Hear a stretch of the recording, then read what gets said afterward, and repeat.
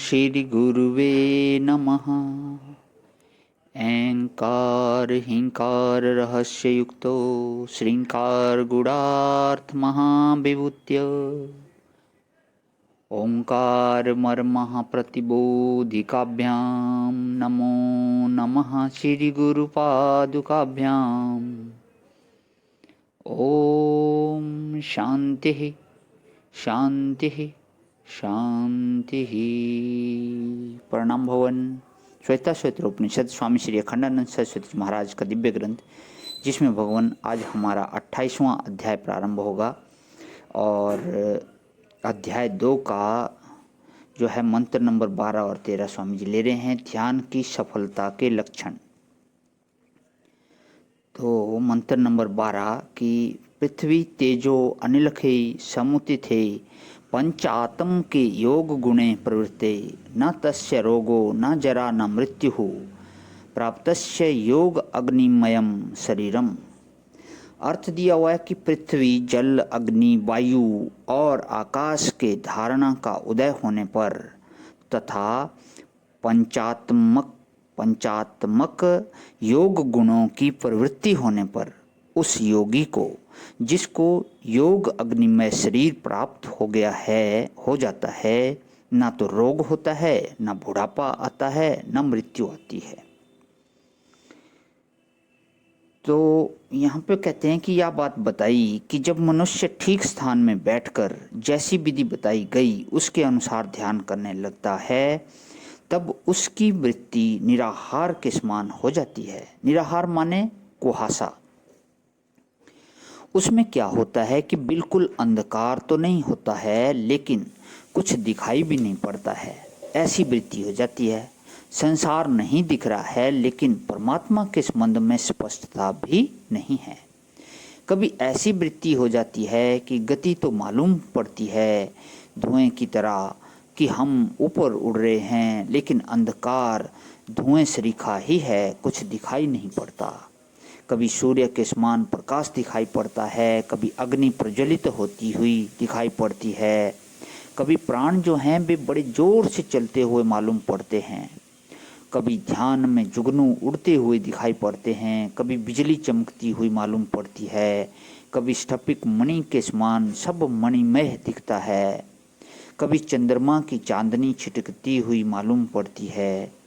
जब आंख बंद करके बैठने पर ये बातें मालूम पड़ने लगें, तब यह समझना चाहिए कि अब हम ब्रह्म के मार्ग में, ध्यान के मार्ग में आगे बढ़ रहे हैं। अब दूसरी बात यह बताते हैं कि जानबूझकर ये बातें ध्यान में ले आना जरूरी है। क्यों?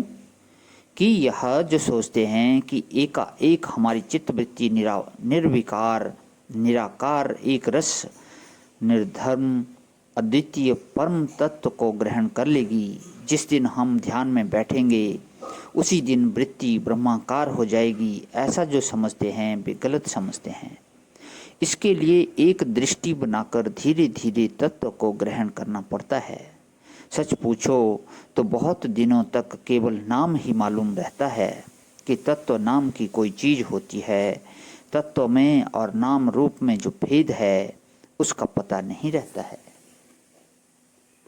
अब समझो कि आपको पृथ्वी का ध्यान करना है। पृथ्वी तत्व है और पृथ्वी से बनी हुई जितनी चीज़ें हैं वे आकार हैं, विकार हैं, वे पृथ्वी के प्रकार हैं तथा पृथ्वी में संस्कार करके बनाए गए हैं। आप ध्यान से देखोगे तो पृथ्वी में या पहाड़ या लाल पीला काली माटी या सब क्या है कि ये सब पृथ्वी के विकार हैं और पृथ्वी में ही यह मनुष्य है, पशु है, पक्षी है, यह आम है, इमली है। यह संस्कार से पृथ्वी में सारे भेद हुए हैं। और यह घड़ा है या स्कोरा है, ये पृथ्वी में तरह तरह के आकार हैं। तो पृथ्वी में आकार में के भेद हैं, विकार हैं, पृथ्वी के अनेक प्रकार हैं। पृथ्वी में जहाँ तहाँ संस्कार है, उनको छोड़ करके केवल पृथ्वी तत्व का ध्यान करना हो तो वह पृथ्वी तत्व का ध्यान होगा। तो जब नाम रूप की कल्पना हो जाती है तो वह नाम रूप असत्य होता है और नाम रूप की कल्पना से रहित जो पृथ्वी होती है वह तत्व होती है। अब धरती के बारे में तो ठीक समझा नहीं और बोले कि हम तो ब्रह्म के बारे में समझ गए। दृष्टांत ही जहाँ समझ में नहीं आया वहाँ दृष्टांत विषयक जो धारणा है वह गलत रह जाती है। इसलिए पहले ध्यान करने के लिए दो प्रकार से इस चीज को लेते हैं। पृथ्वी तेजो अनिल के समुतिथे पंच आत्म के योग गुणे प्रवृत्ते है। तो इसकी व्याख्या जो है अब भगवान कर लेता हूँ। अजय विराम। ओम शांति शांति शांति। प्रणाम भवन।